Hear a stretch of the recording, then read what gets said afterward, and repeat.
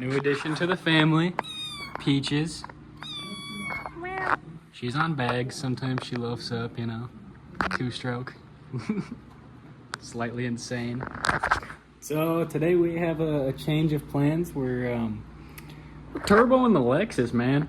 We're gonna see how cheap we can turbo the Lexus. So far, I'm in less than $1,000, and that's everything here. And there's a turbo on the way, and there is fuel pressure regulator on the way, and a couple other odds and ends like drains and stuff.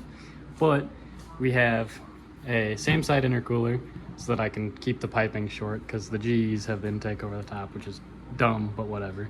And we got good old $200 manifold. It doesn't have any cracks that I could find, so that's good. I'm gonna ceramic coat it before we put it on. I do need to cut this off so I can put a V-band on it because we went with a tile replica. 80 bucks. It's like the same thing, I guess. I don't know. I did a lot of reading about it. Supposedly, it's the same thing. We're throwing these springs away. They're 7-pound and then 14-pound, and I'm gonna put a 5-pound spring in. It's like 5.4 or something like that, but stock ECU above 7 pounds, the math freaks out, so we can't be having that. And we got a return and feed line. We're gonna throw the return stuff away because I have a different return kit on the way.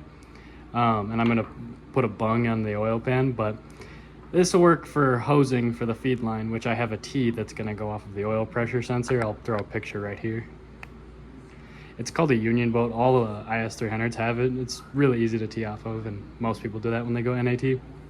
Then we got fuel lines. This is Evil Energy. It's like the, I don't know, the eBay of fuel lines, but they get good reviews, and came with a boatload of fittings for like $90, I think, maybe less. I'll put all the prices in as I show them. Oasis fuel pump. This is a 340. They basically just make OEM replicas. Seems decent quality, and it's got a bunch of filters and wires and shit. And they accidentally sent me 2. We won't tell them that though, you know. So when it does inevitably shit out because it's an eBay $40 fuel pump, boom, there's 2. And we got the good old 2.5-inch intercooler piping kit. Supposedly 2.5 is better if you're running like under 12 pounds of boost. You don't need anything bigger. The response time's a little bit better.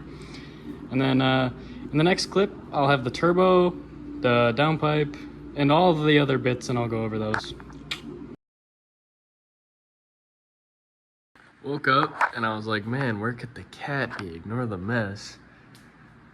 Oh, hello. You're 4 inches tall. How did that happen? I was in fact not nice to it, and I was skidding around for a little bit, and I went around a roundabout that was really slippery, and I went up the curb. Because I have no tire left. I can make a million excuses. Let me show you. My fucking exhaust fell off. All right, we got the turbo. The turbo came. It's a 6062. It's like a Rev 9 or something. It's an eBay turbo, but it's cheap. Here's the cost. Good news, it's cheap. Bad news, I need a different manifold. So it fits to the manifold fine, but I did some research and found out that this manifold will not work with the IS300. And also the drain line, which I had kind of a little ghetto setup going on here. You can do it, but it goes right here and then it's super close, and then it has to crank back down and under it anyway. So it ain't gonna work very well. So I ordered a CX Racing one right here.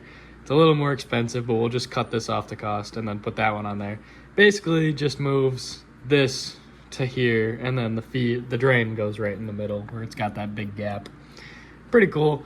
This is one of the couplers. I was just seeing how everything would fit and trying to mock it up until I realized that manifold's not gonna fit. It's actually a good thing that it's not though, because the other one has a wastegate already pre-welded onto it, so I don't have to bother any of my buddies to weld a V-band, not a wastegate. Weld the V-band right here for the wastegate. And then we got the downpipe, which is CX Racing, 3-inch downpipe. It's pretty cool. Welds are okay. Seems like it'll do the thing. It's got a flex pipe, which is cool. And it came with a mid pipe, so it goes about towards the middle of the car. And then I'm going to get this would technically be where the cat would end. I'm going to get a cat back. I'm thinking, wait, hold up. I'll put a picture of it right here. I'm thinking that because I think it would be cool. And then we got the feed lines with a restrictor plate. This might have been in the other clip, but you need it on an IS300. Otherwise, you'll have low oil pressure issues.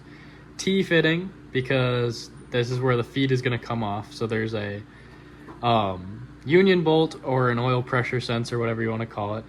This will screw in where that goes, and then you'll put the oil pressure sensor on it, as well as put the feed line out of it so that you have feed without having oil pressure issues. And then we got the drain bung right here. Just drill a hole in the pan. There's a spot for it on the GE ones already. It's like a provision.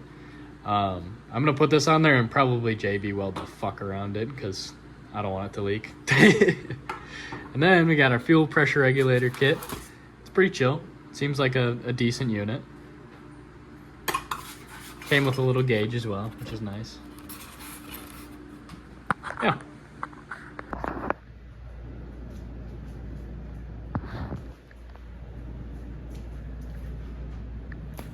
All right. Thank you for watching, and sorry for the late upload.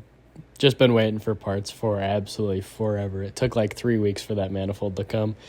But build series coming soon. Should be pretty cool. Everybody have a good day.